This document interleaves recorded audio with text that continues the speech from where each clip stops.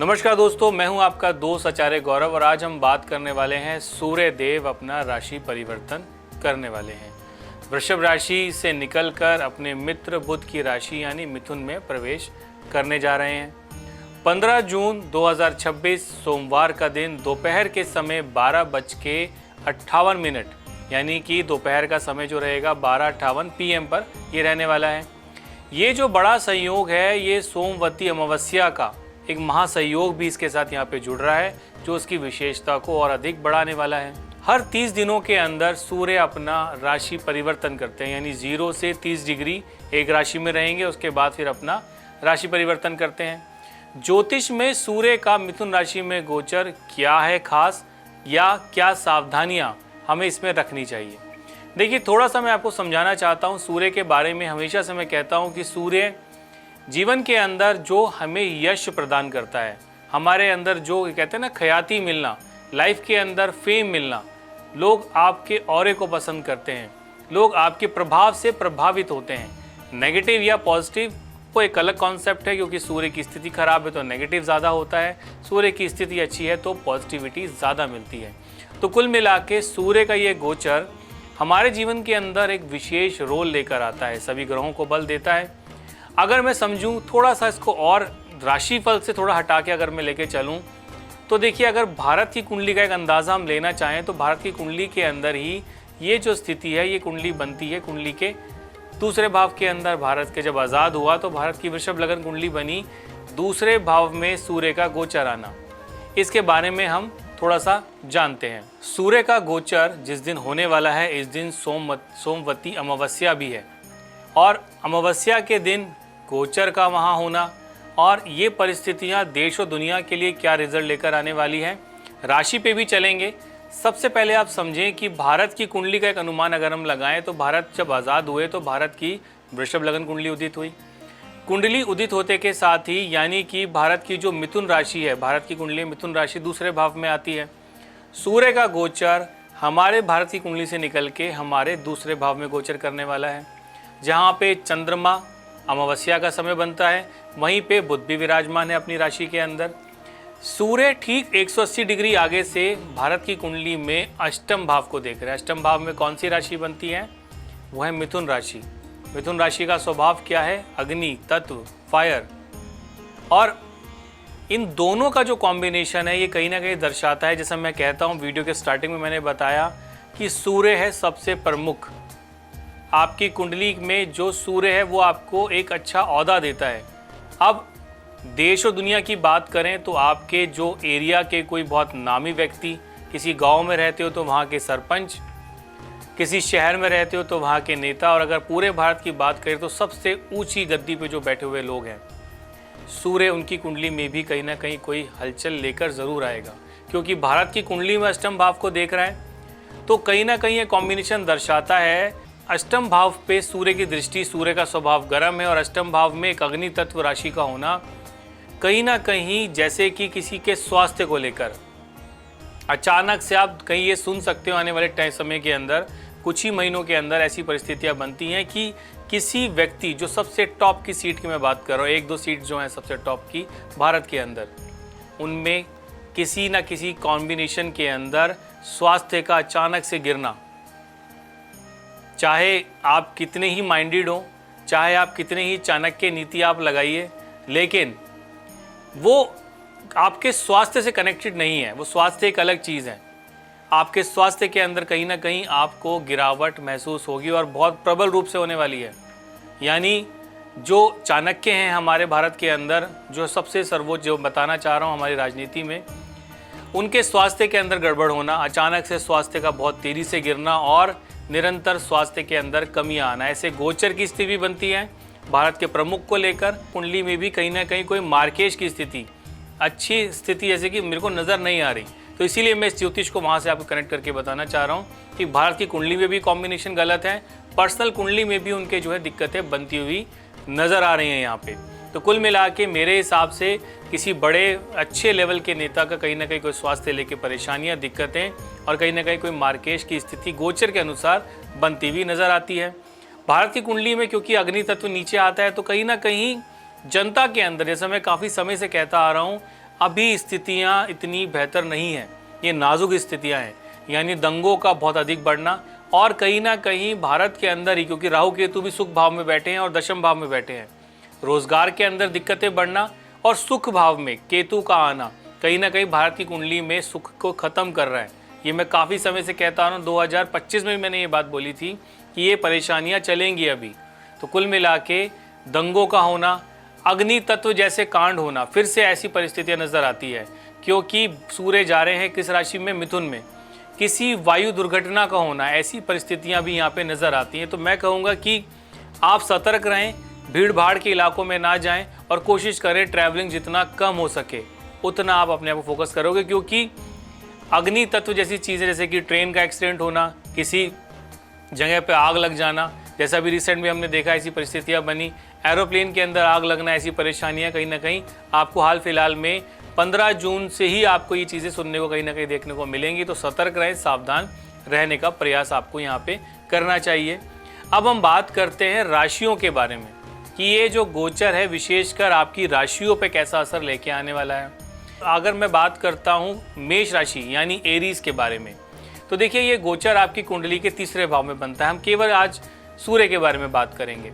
तीसरा भाव जो है ये हमारे जीवन में लेकर आता है साहस को, हमारे जीवन में कितनी स्ट्रेंथ है, हमारे जो मित्र हैं, हमारे जो भाई बहन हैं, ये सब तीसरे भाव से कनेक्ट करता है।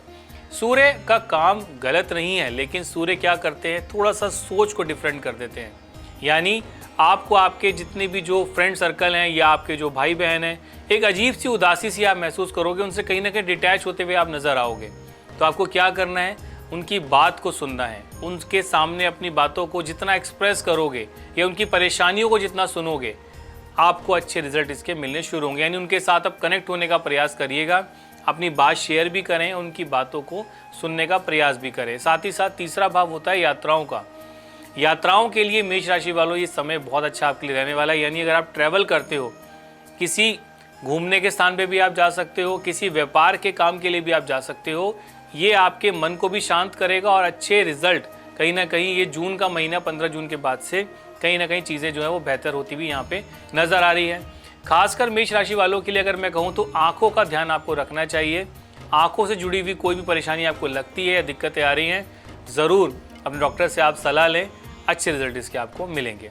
तो मेष राशि वालों इस समय को बेहतर करने के लिए क्या समाधान आप कर सकते हो, क्या उपाय आप कर सकते हो?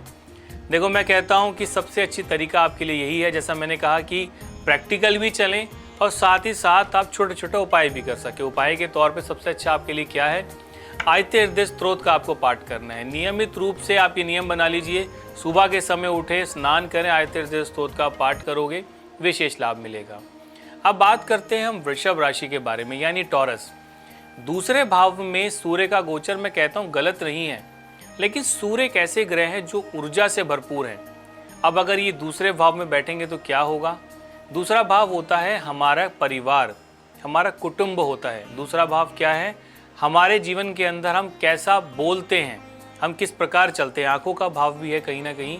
और सूर्य का जो दूसरा भाव में आना ये कहीं ना कहीं वाणी दोष को भी दर्शाता है। यानी आपको क्या करना है वृषभ राशि वालों, अपनी वाणी को सही तरीके से लेके चलना है। यानी आप कुटुंब में बात कर रहे हैं या बाहर भी किसी से बात करें तो अपने बातों को बोलने से पहले आप थोड़ा सा सोच के आप बोलोगे तो ज़्यादा अच्छा रिजल्ट आपके लिए रहेगा।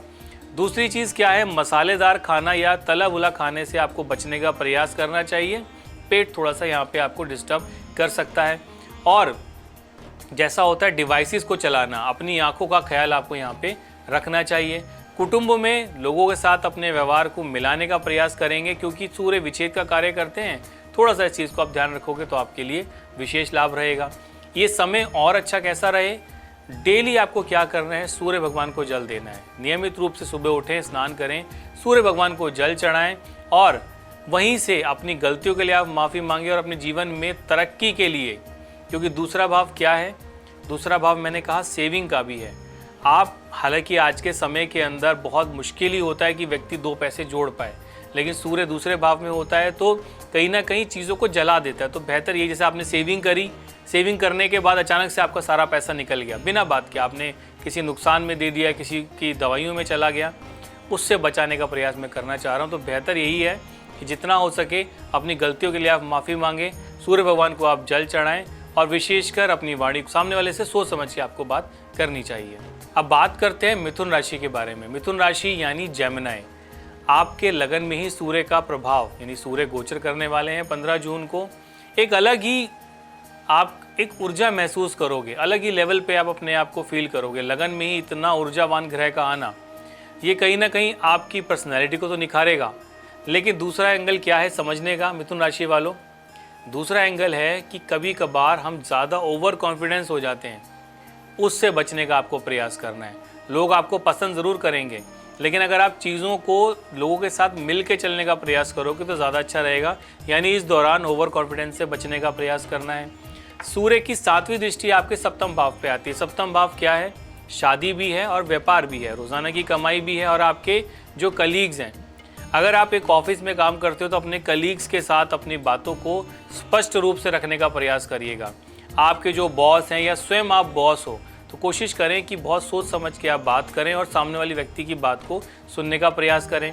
जॉब स्विच करना चाहते हो तो मैं मना करूंगा इस दौरान जॉब स्विच करना, या नई जॉब अगर आप ढूंढना चाह रहे हो थोड़ा सा जून का जो फर्स्ट हाफ है उसे निकालने का प्रयास करोगे तो ज़्यादा आपके लिए अच्छा रहेगा। यानी 15 जून के बाद की मैं बात कर रहा हूँ। 15 जून का समय का जो स्टार्टिंग के जो एक हफ्ता है, एक डेढ़ हफ्ता जो समय है उसको निकालने का प्रयास करना, उसके बाद आप अप्लाई करोगे तो ज़्यादा अच्छा रहेगा। शादी करना चाहते हो तो मैं कहूँगा शादी के लिए कोई रिश्ता ढूंढ रहे हो, थोड़ा सा अवॉइड करने का प्रयास करोगे तो ज़्यादा आपके लिए अच्छा रहेगा। लेकिन अगर आप रिश्ता ढूंढ चुके हो और आपको लगता है कि आगे आपको बात करनी चाहिए तो मैं कहूँगा उसमें भी थोड़ा सा समय अगर आप रुकोगे तो वो जुलाई के महीने के अंदर, क्योंकि ये सूर्य जब कर्क में जाएंगे तो तब आप कहीं ना कहीं बात कर सकते हो। थोड़ा सा समय को रुक के आगे बढ़ने का प्रयास करिएगा। क्या इस समय को बेहतर आप कर सकते हो? मैंने कहा ओवर कॉन्फिडेंस से आपको बचना चाहिए और कोशिश आपको ये करनी चाहिए जैसे कि सूर्य का बल लगन में बहुत अधिक बढ़ जाता है, बहुत ज़्यादा पावरफुल हो जाता है। लाल मसूर की दाल आती है, ये जाके मंदिर में किसी भी सेवादार को आप दान करोगे। ये कम से कम 4 रविवार आप करोगे तो आपके लिए अच्छा रहेगा, काफ़ी आपको आराम इससे मिलने वाला है। अब बात करते हैं कर्क राशि यानी कैंसर। देखिए ये कॉम्बिनेशन जो बनता है, सूर्य का गोचर आपके 12वें भाव में है। 12वां भाव मैं कहता हूँ कि कोर्ट कचहरी का है, हॉस्पिटल का है, व्यय भाव का है, लेकिन 12वां भाव लंबी यात्राओं का भी है। कर्क राशि वालों, चंद्रमा आपके लगन के स्वामी होके, आपके राशि के स्वामी होके 12वें भाव में गोचर कर रहे हैं। हालांकि ये समय नाजुक है, ये समय थोड़ा सा जो है आपकी जो इमोशंस को लेके, हालांकि बहुत प्रैक्टिकल राशि है ये, लेकिन इमोशंस को लेके कहीं ना कहीं चीज़ें जो हैं वो इतनी बैलेंस नहीं है। फिर भी मैं कहूँगा कि चंद्रमा तो खैर वहाँ से 1.25 दिन के बाद गोचर करके आगे निकल जाएंगे, लेकिन सूर्य वहीं रहने वाले हैं पूरा 30 दिन। अब इस समय को कैसे आप समझ सकते हैं? 12वां भाव मैंने कहा कि कोर्ट कचहरी है, हॉस्पिटल है, व्यय भाव है, लेकिन 12वां भाव लंबी यात्राओं का भी है। आप इस एंगल से भी समझें तो कर्क राशि वालों सबसे ज़रूरी है कि महीने के जो जैसे ही 15 जून का जो समय है, 1-2 दिन का जो समय रहने वाला है, थोड़ा अपने इमोशंस पे आपको कंट्रोल करना है। किसी चीज़, किसी डॉक्यूमेंट पे साइन करना है, बहुत सोच समझ के आपको करना चाहिए। किसी की डील कोई आप करना चाह रहे हो, कोई भी ऐसी कोई भी डील है XYZ, आपको उससे बचना है। यानी कि प्रैक्टिकल तरीके से आप चलोगे, हालांकि आपकी राशि भी है, लेकिन चंद्रमा आपके इस समय कमज़ोर चल रहे हैं, तो इसीलिए जितना हो सके किसी भी चीज़ को, डॉक्यूमेंट को, किसी भी चीज़ पे आप साइन करो तो बहुत सोच समझ के आपको करना चाहिए। विदेशों से अगर कोई ऑफ़र आपके पास आ रहा है, जॉब आपको ज्वाइन करनी है, तो जून का जो आखिरी फेज़ है वो ज़्यादा बेहतर रहेगा। किसी जॉब को स्विच करना है या एक्सपोर्ट इंपोर्ट के लिए आप जाना चाह रहे हो या कोई अपने व्यापार से रिलेटेड आप बिज़नेस करना चाह रहे हो तो ज़्यादा आपके लिए अच्छा रहेगा। कर्क राशि वालों के अगर कोई कोर्ट कचहरी के मैटर हैं या कोई हॉस्पिटल का कोई ऐसा मैटर चल रहा है तो सावधानी रखनी है आपको। जितना हो सके जितना सावधान चलोगे, सतर्कतापूर्वक के साथ चलोगे तो उतना आपके लिए अच्छा रहेगा। आपके लिए क्या बेहतर है? मैं कहूँगा कि आप ध्यान लगाएं, मेडिटेशन करें, सुबह उठ के गायत्री मंत्र का जाप करो और आदित्य हृदय स्तोत्र का पाठ करो। उसके साथ साथ जैसे आदित्य हृदय स्तोत्र का पाठ खत्म होता है आप मेडिटेशन करो, ध्यान लगाओ, क्योंकि आपके जो चंद्रमा की स्थिति है वो इस दौरान गलत है, तो इसलिए थोड़ा सा बैलेंस करने का आपको मैं सलाह देता हूँ। अब बात करते हैं अगली राशि सिंह, लियो। देखिए ये जो समय है आपके जो लगन के स्वामी का 11वें भाव में आना, ये one of the best position है। हालांकि आपके लगन में ही केतु विराजमान है, राहु सप्तम भाव में है, और अगर मैं कहूँ तो ढैया का प्रभाव भी कहीं ना कहीं डिस्टर्ब कर ही रहा है सिंह राशि वालों को काफ़ी समय से।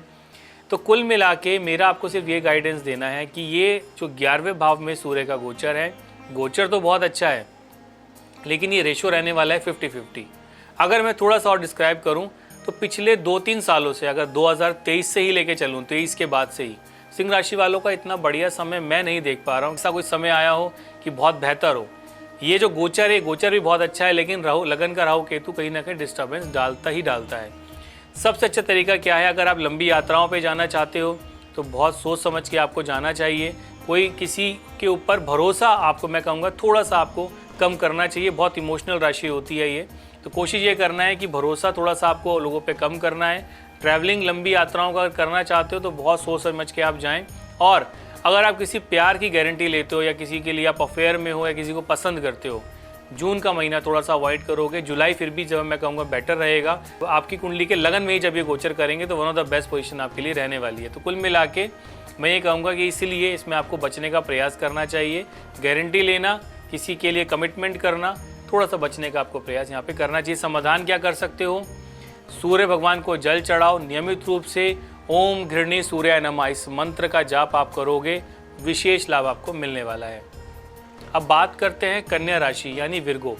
देखिए ये कॉम्बिनेशन आपके दशम भाव में, यानी व्यापार से जुड़ा हुआ कार्य बहुत तेज़ी से आगे बढ़ने वाला है। नए प्रोजेक्ट्स, नए आइडिया, ये भी हो सकता है कि अब तक आप किसी कंपनी में ज्वाइन करना चाह रहे थे या किसी नए काम को शुरू करना चाह रहे थे, one of the best position आपके लिए रहने वाली है।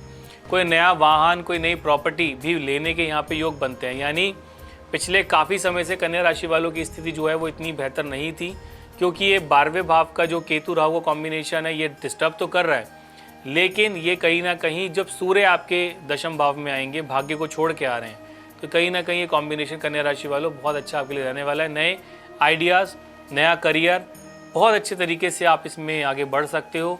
कहीं ना कहीं मुझे ऐसा लगता है कि ये आपकी लाइफ का जो सबसे बेहतरीन टाइम है अब ये स्टार्ट होने वाला है। इस समय को आप बेहतर बनाने के लिए क्या अच्छा कर सकते हो, इमरती आती है, संडे के संडे इमरती लेके या आप बाहर कौओं को डाल सकते हो, बंदरों को खिला सकते हो। विशेष लाभ आपके लिए यहाँ पे होने वाला है। अब बात करते हैं तुला राशि के बारे में यानी लिब्रा। यहाँ पर जो ये गोचर है, ये गोचर दर्शाता है इस समय आपको आपके भाग्य का सपोर्ट मिलने वाला है। किसी ऐसे व्यक्ति से आपकी मीटिंग हो सकती है जो भविष्य में लेके आपको सही गाइडेंस देगा, और कहीं ना कहीं अच्छी यात्राओं के योग यहाँ पे बनते हैं। आज यात्राएं करोगे उसके अच्छे बेनिफिट्स भी आपको मिलने वाले हैं। काफ़ी समय से अगर कोई काम आपका रुका हुआ था तो वो आपके भाग्य के भरोसे अब चीज़ें जो हैं वो बैलेंस होने वाली। हालांकि मैं कर्म पे ज़्यादा बिलीव करता हूँ, लेकिन भाग्य भी जिनका स्ट्रांग होता है वो ज़्यादा अच्छा रहता है। यानी भाग्य का सपोर्ट होना बहुत ज़रूरी है कुंडली के अंदर। यानी इस दौरान आपको आपके भाग्य का सपोर्ट बहुत मिलने वाला है तुला राशि वालों। और साथ ही साथ करियर के अकॉर्डिंग मैं कहता हूँ नए आइडियाज़ आपके मन में आएंगे, जिसको इम्प्लीमेंट करके आप लाइफ में काफ़ी आगे बढ़ सकते हो। जैसा मैंने कहा कि कोई व्यक्ति आपका ऐसा मिल सकता है जो आपको आपके भविष्य के लिए सही गाइडेंस दे, सही डायरेक्शन दे, तो उसके अच्छे बेनिफिट्स आपको यहाँ पे मिलते हुए नज़र आते हैं। क्योंकि ये कॉम्बिनेशन, अगर मैं बताऊँ कि अगर प्यार मोहब्बत की बात मैं कहूँ या शादी की बात कहूँ, तो मैं कहूँगा ये समय बहुत अनुकूल है आपके लिए। अगर आप शादी करना चाहते तो रिश्ता भी मिल जाएगा, और अगर आप सिंगल थे तो कोई ना कोई पार्टनर मिलता हुआ आपको यहाँ पे नज़र आने वाला है। तो क्या समाधान आप लोग कर सकते हो कि जिसके अच्छे रिजल्ट आपको मिले। देखिए सबसे अच्छा क्या है, आप गुड़ आता है, गुड़ ये आप दे सकते हो, बंदरों को खिला सकते हो। एक रोटी पे थोड़ा सा गुड़ रख के ये आप गाय को दे सकते हो रविवार के रविवार। बहुत अच्छे विशेष लाभ इसके आपको मिलेंगे। अब बात करते हैं हम अगली राशि यानी वृश्चिक राशि, स्कॉर्पियो। अष्टम भाव के अंदर सूर्य का गोचर, हालांकि मैं कहता हूँ इतना विशेष नहीं होता, लेकिन सूर्य का बल कमज़ोर नहीं होता। सूर्य यहाँ पर आपको इंडिपेंडेंट बनाता है। यानी वृश्चिक राशि वालों ये समय है कि अब आपके जीवन में आपको सच्चाइयों से अवगत आप होंगे, और ये जो राशि है ये जीवन में तरक्की के लिए आगे बढ़ने वाली राशि होती है। और सूर्य का अष्टम भाव में आना, अष्टम भाव दिक्कत देता है, ये बात मैं मानता हूँ, लेकिन ये जो समय है वृश्चिक राशि वालों, कहीं ना कहीं रुके हुए काम अब आपके देखोगे बहुत तेज़ी से बढ़ने वाले हैं। या मैं कहूँ कि आपको बाद में पता लगे कि ये कोई व्यक्ति आपके लिए बैक बाइटिंग कर रहा है, कोई काम जिस व्यक्ति के द्वारा रुका हुआ था वो काम अब आपका चलने लगेगा, और आपको कहीं ना कहीं पता लगेगा कोई गुप्त चीज़ें हैं वो आपके सामने आने लगेंगी। कोई ना कोई ऐसी चीज़ें हैं जो आपको पता लगेंगी, लेकिन वो काम अब रनअप होने लगेगा। तो कुल मिला के मेरे अकॉर्डिंग अगर मैं कहूँ वृश्चिक राशि वालों, गुप्त शत्रु, कोई रुका हुआ काम, ये सब चीज़ें अब समाप्त होने वाली है। आपका जो ऑरा है वो बढ़ने वाला है, कहीं ना कहीं चीज़ें जो हैं वो काफ़ी हद तक अच्छी यहाँ पे होने वाली है। कुल मिला के समय काफ़ी तेज़ी से आपका आगे बढ़ने वाला है। अब क्या समाधान आप कर सकते हो? देखो, सबसे अच्छी चीज़ क्या है, मैं हमेशा से कहता हूँ कि सूर्य हमारे जीवन में यश को बढ़ाता है, ऑरा को बढ़ाता है। कोई भी धार्मिक स्थल जहाँ पे कोई सेवादार हो या मंदिर हो, वहाँ जाके आप कोई भी अनाज आप वहाँ दान कर सकते हो। सेवादार के लिए कुछ भी आप कोई धन राशि उनको जो है वो आप दान कर सकते हो किसी भी मंदिर में जाके, इसका विशेष लाभ आपको मिलेगा। बात करते हैं अगली राशि यानी धनु, सजिटेरियस। सप्तम भाव में सूर्य का आना कुल मिला के डेली सोर्स ऑफ इनकम यानी रोज़ाना की कमाई को तो बढ़ाएगा, लेकिन ये कहीं ना कहीं विच्छेद का कारक भी है। सप्तम भाव में जिनका भी सूर्य बैठा होता है, उनको उनके पार्टनर से सोच को मिलाने में दिक्कतें आती है। प्यार जितना मर्जी हो, लेकिन दोनों पार्टनर, चाहे वो आपके कलीग्स हों, आपके साथ काम करने वाले हों, चाहे शादी ही क्यों ना हो, विचारों का मिलाना बड़ा मुश्किल हो जाता है। अगर बृहस्पति की दृष्टि आए या बृहस्पति एक घर आगे एक घर पीछे हो तो फिर भी कहानी बैलेंस हो जाती है, लेकिन मैंने देखा है कि दिक्कतें आती हैं। तो कुल मिला के क्या करना है, आपको आपके जो पार्टनर्स अगर वो आपसे कुछ बात करना चाहते हैं तो उनकी बातों को सुने, समझें कि वो आपसे क्या कहना चाहते हैं। आप शादीशुदा हो तो अपने लाइफ पार्टनर की बातों को सुने, व्यापार करते हो तो उनके आइडियाज़ को समझें। हाँ, ये ज़रूर है कि नई डील्स करना, नए पार्टनर्स बनाना, शादी करना, मैं बोलूँगा कि 15 जून के बाद का समय इतना बेहतर नहीं होने वाला। और रोज़ाना की कमाई की बात करूँ तो सूर्य रोज़ाना की कमाई को इम्प्लीमेंट करता है, तो इसीलिए इस बहुत सावधानीपूर्वक समय है, इसका आप विशेष लाभ उठा सकते हो। शादी के लिए मैं अवॉइड करूँगा, आपको शादी के लिए समय अच्छा नहीं है। तो आपको क्या करना है, सूर्य उदय से पहले उठना है, और जब आप उठें स्नान करने के बाद आप गायत्री मंत्र का जाप करें। 21 बार गायत्री मंत्र का जाप करोगे तो आपकी जो ऊर्जा है वो सही डायरेक्शन में लगेगी। सूर्य आपके लगन को देख रहे हैं इस समय ठीक 180 डिग्री से, तो सूर्य के बल को पॉजिटिव करने के लिए, यानी सूर्य जिसको देखता है उसके यश को बढ़ाता है, तो ये यश जितना पॉजिटिव होगा उतना अच्छा रहेगा। तो यहीं पे धनु राशि वालों, सुबह उठ के कम से कम 21 बार या 11 बार गायत्री मंत्र का जाप करना बहुत विशेष आपके लिए रहने वाला है। अब बात करते हैं हम अगली राशि यानी कि मकर राशि, कैप्रिकॉर्न। ये जो गोचर है आपकी कुंडली के छठे भाव में बनता है। मैं हमेशा से कहता हूँ छठे भाव में सूर्य का आना यानी 6th हाउस के अंदर, ये कंपटीशन के लिए बहुत अच्छा है। यानी ऐसे जो बच्चे हैं या जो ये गोचर लेके बच्चे पैदा होते हैं कुंडली लेके, वो जीवन में कुछ कर ही जाते हैं। मेहनत बहुत लगती है, प्रयास बहुत लगता है, अपनों से डिटैच भी हो जाते हैं, लेकिन प्रतियोगिता के लिए, अच्छे लेवल पे जाने के लिए, चाहे वो स्पोर्ट्स है चाहे वो स्टडीज़ है, one of the best position है। जैसा आप चाहते हो अपने बच्चों को कि वो अपने पैरों पे खड़े हों, अपनी लाइफ को आगे लेके चलें, तो ये आपके लिए मकर राशि वालों one of the best timing है। आप नए प्लेसेस पे जा सकते हो, नए काम को शुरू कर सकते हो, और अब मेहनत का समय है। जितनी आप मेहनत करोगे उसके परिणाम बहुत पॉजिटिव आपको मिलने वाले हैं। यानी कुल मिला के मेरे हिसाब से अगर 12 राशियों की बात करूं तो मकर राशि वालों के लिए one of the best timing है अपनी लाइफ को आगे बढ़ाने के लिए। 12वें भाव पे सूर्य की दृष्टि, हालांकि आपके जीवन में अगर कोई मैटर ऐसे चल भी रहे थे, कोर्ट कचहरी के मैटर, या कोई लोन चल रहा है, कोई कर्जा चल रहा है, कोई ना कोई कहते हैं दवाइयों में पैसा ज़्यादा जा रहा है, तो अब ये चीज़ें जो हैं वो सॉर्ट आउट होने वाली हैं। 15 जून के बाद से काफ़ी हद तक आप जो है सेविंग कर पाओगे, और जो पैसा वेस्ट हो रहा था वो आपका समाप्त कहीं ना कहीं गलत ढंग से खत्म, मतलब पैसा जो है आपका आपके पास रुकने लगेगा। दूसरी चीज़ अगर मैं बताऊं कि ये समय आपकी विदेश यात्रा के लिए बहुत अच्छा है। आप लंबी यात्राओं पे जा सकते हो, अच्छे लोगों से आप मिल सकते हो जो भविष्य में आपको बहुत सपोर्ट करेंगे। कुल मिला के मेरे हिसाब से समय बहुत अच्छा यहाँ पे रहने वाला है, क्योंकि मकर राशि ये एक शनि की राशि है, और मकर राशि के छठे भाव में सूर्य का आना, क्योंकि शनि और सूर्य का कॉम्बिनेशन हालांकि इतना बेहतर होता नहीं, तो मैं कहूँगा आपके लिए सबसे अच्छा यही रहेगा कि प्रत्येक शनिवार आप शनि मंदिर भी जाना प्रारंभ करो। अगर आपके लगन की पॉजिटिविटी अच्छी रहेगी तो आप छठे भाव में सूर्य की स्थिति भी अच्छे तरीके से आप लेके चल पाओगे। तो प्रत्येक शनिवार को सूर्यास्त के बाद शनि मंदिर आप जाना प्रारंभ करेंगे। अब बात करते हैं अगली राशि कुंभ राशि यानी एक्वेरियस। देखो, गोचर जो है ये 5वें भाव में है। 5वां भाव पेट भी है, शिक्षा भी है, नॉलेज भी है, 5वां भाव अफेयर्स भी है, 5वां भाव अगर मैं कहूँ तो ये संतान भी है। पिछले जन्मों के जो कर्माज हैं वो भी वहीं से जुड़े हुए नजर आते हैं। तो 5वां भाव बहुत विशेष है, यानी कि कुंभ राशि वालों आपकी कुंडली में सूर्य की स्थिति अब पाँचवें भाव में आती है, तो ये कॉम्बिनेशन दर्शाता है कि अब तक जो स्थितियां रुक गई थी, अभी काफ़ी समय से जो गोचर था, गोचर की परिस्थितियां वो इतनी बेहतर नहीं थी। सूर्य का विशेष लाभ आपको नहीं मिल पा रहा था। पंचम भाव में सूर्य का आना, नए आइडियाज़ आएंगे। आपने जिन जिन चीज़ों में पैसा लगाया था वो पैसा रिटर्न होकर आपके पास आएगा। कुल मिला के आपका जो ये गोचर है, ये वन ऑफ द बेस्ट गोचर होने वाला है। रुका हुआ पैसा, अटकी हुई पेमेंट्स ये निकलनी शुरू हो जाएंगी। कोई कर्ज या लोन लिया था तो उससे आपको राहत मिलेगी। स्वास्थ्य में अगर तला भुना या कोई बाहर की आइटम्स अगर आप नहीं खाओगे तो आपके लिए अच्छा रहेगा। घर का सात्विक भोजन खाओगे तो ज़्यादा आपके लिए बेहतर रहेगा। किसी की गारंटी लेना, किसी के जैसे कहते हैं ना अफेयर के अंदर, प्यार के अंदर कमिटमेंट करना, 15 जून के बाद से थोड़ा सा अवॉइड करने का प्रयास करोगे तो ज़्यादा अच्छा रहेगा। सूर्य का गोचर जैसे ही बदलेगा जुलाई में, आप कर सकते हो ये सब काम, लेकिन जुलाई तक का इंतज़ार आपको करना चाहिए। क्या समाधान कर सकते हो एक्यूरियस यानी कि कुंभ राशि वालों, आपको कोशिश ये करनी चाहिए कि आप जितना हो सके, जैसे होता है ना छाया दान करना, शनि देव के लिए सबसे अच्छा तरीका क्या है, क्योंकि आपकी राशि के स्वामी और सूर्य का कॉम्बिनेशन बिल्कुल भी नहीं बनता। अपनी छाया दान करना, एक कटोरे में सरसों का तेल लेकर अपनी फेस देखकर, ये जो डकौत आते हैं उनको आप दे सकते हो, या फिर आप मंदिर में जाके भी इसको आप दे सकते हो, दान कर सकते हो, विशेष लाभ मिलेगा। फ्राइडे के दिन काले चने आपने भिगो दिए और सैटरडे के दिन काले चने उबाल के ये आप गाय को खिलाओगे, इसका भी विशेष लाभ आपको मिलने वाला है। अब बात करते हैं अंतिम राशि मीन यानी कि पाइसिस। ये जो गोचर है, ये गोचर दर्शाता है आपकी कुंडली के अंदर चतुर्थ भाव। चतुर्थ भाव हमारे सुख का भी है, माता का भी है, वाहन का भी है। आप देखोगे ये जो कॉम्बिनेशन है, कहीं ना कहीं अशांति सी महसूस करोगे आप।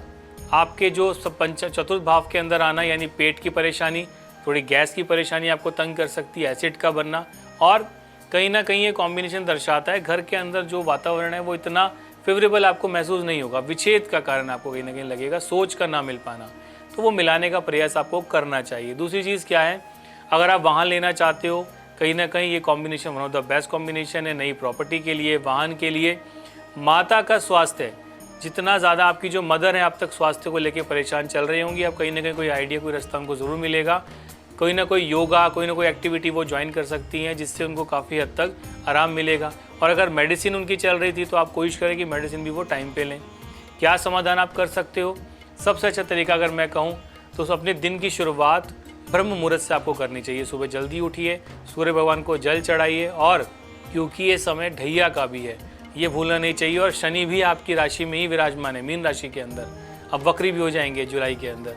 सबसे अच्छा तरीका है 5 पीले फूल लेकर ये आप शनि भगवान को प्रत्येक शनिवार के दिन सूर्यास्त के बाद 5 पीले फूल ये आप शनि भगवान को अर्पित करोगे, इसका विशेष लाभ मिलेगा। और सुबह उठ के सूर्य भगवान को आप जल चढ़ाओगे, इसका विशेष लाभ मिलेगा। तो दोस्तों, ये था 12 राशियों का किस प्रकार देश और दुनिया पर और किस प्रकार प्रत्येक राशि पे क्या असर पड़ने वाला है सूर्य के गोचर का। तो आई होप कि आपको वीडियो समझ में आया होगा, अच्छा लगा होगा तो शेयर ज़रूर करिएगा।